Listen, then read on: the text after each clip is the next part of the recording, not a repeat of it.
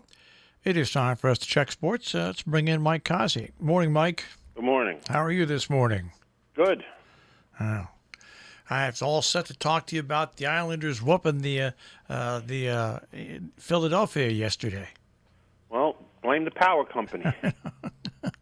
We got to get you an atomic clock. You can talk about it today. Yeah, it was. They basically dismantled them.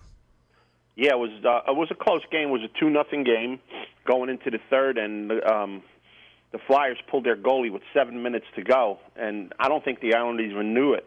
They were just making a clearing out of the zone and went almost the length of the ice into the net to make it 3-0, and that was pretty much it. They scored another goal after that, but at 3-0, that game was toast with 7 minutes to go. And the Islanders are playing good hockey. They're playing old devil hockey where they're just tying you up in the zone.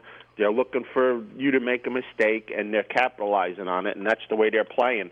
They've only lost one game in this postseason, and I think they're the lowest seed right now in the East, but they're probably the most dangerous team in the East, and I think they have a really good shot to get to the Stanley Cup final.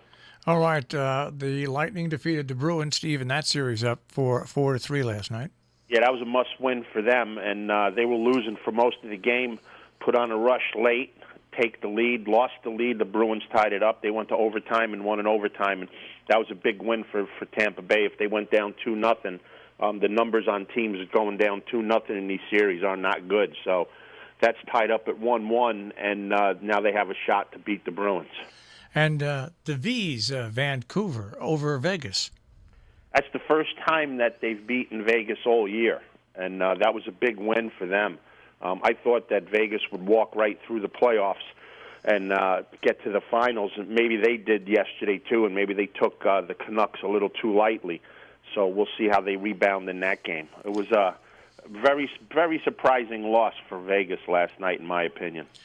All right, switching to baseball for just a second. Here's what's wrong with a 60-game season when you cancel 40 games or move 40 games in that 60-game season. The Yankees and a couple of other teams have 3 doubleheaders in 5 days.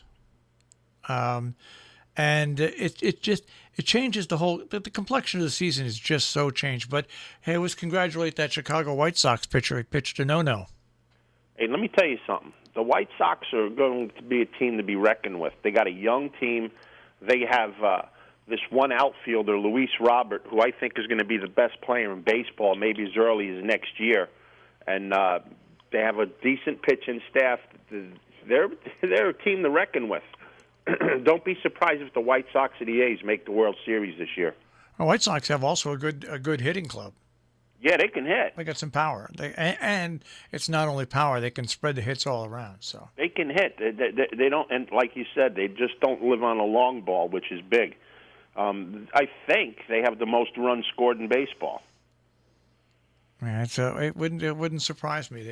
They've been building. Tampa Bay has more than them. Tampa Bay scored a bunch of runs, but they have the second most runs in the American League. They're doing really good. All right, so now where do we want to go from there?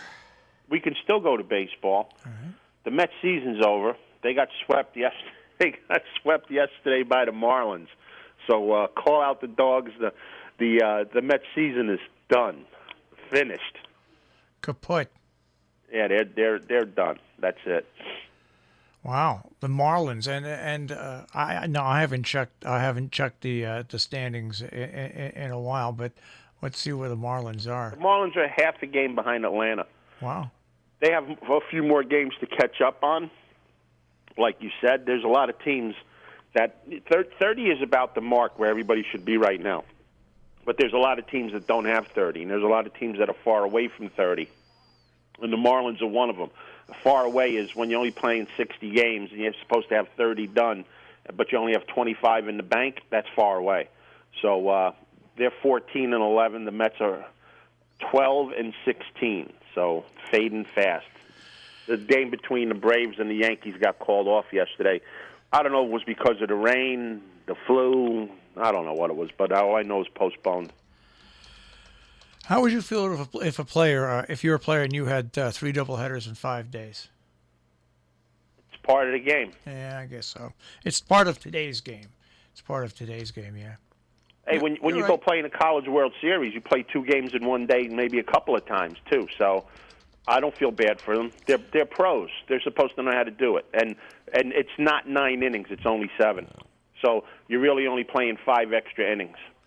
It's not a lot. I mean, it sounds worse than it is. The doubleheaders are only 7 innings. No, They're you're not right. 9. You're right. I take that back. I forgot that it gets down. And let me to tell you 7 something. innings. If you're a major league starting pitcher worth any salt, and you can't pitch a complete game, 7-inning shutout or something, you don't belong in the major leagues. If it was a 7-inning game, I'd be looking to pitch that entire game. There's no way I wouldn't be.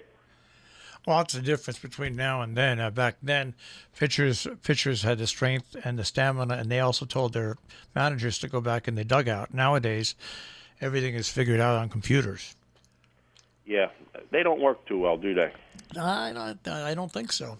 All right. Anything else? Hey, that's right. We're back to racing. Saratoga's running today. The rails are out 27 feet on the outer turf course. Now, explain for people listening what that means. Well, you have your regular rail, and then you put a temporary rail up. It's to save the turf from getting cut up because of the amount of turf races they're running, or rain, or whatever else you want to put it. When the rails are way out, it's hard to make up ground from the back of the course because the course is much more narrow than it usually is. There's less room for horses. So speed horses have big advantages in those races. And in the 7th race today, which is today's small stake up in Saratoga, the 8-horse Maven, trained by Wesley Ward, is the speed of the race. This horse is coming off a 2 3/4 length win at Keeneland on the front end, going 5.5 on the turf. And to me, he's head and shoulders above everybody else in this field.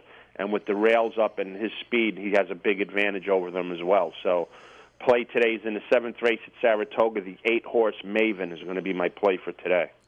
All right, that is a play for today, and that will be up on our Robin Hood Radio Daily Bugle.com. Oh, there's a different one up on that. Well, it's because it has. I didn't receive it yet.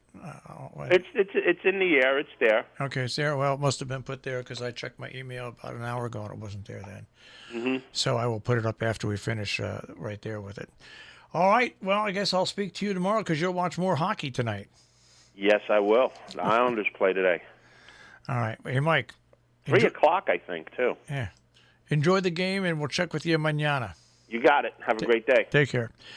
Mike Cozzi with a check on sports this morning here on Robin Hood Radio.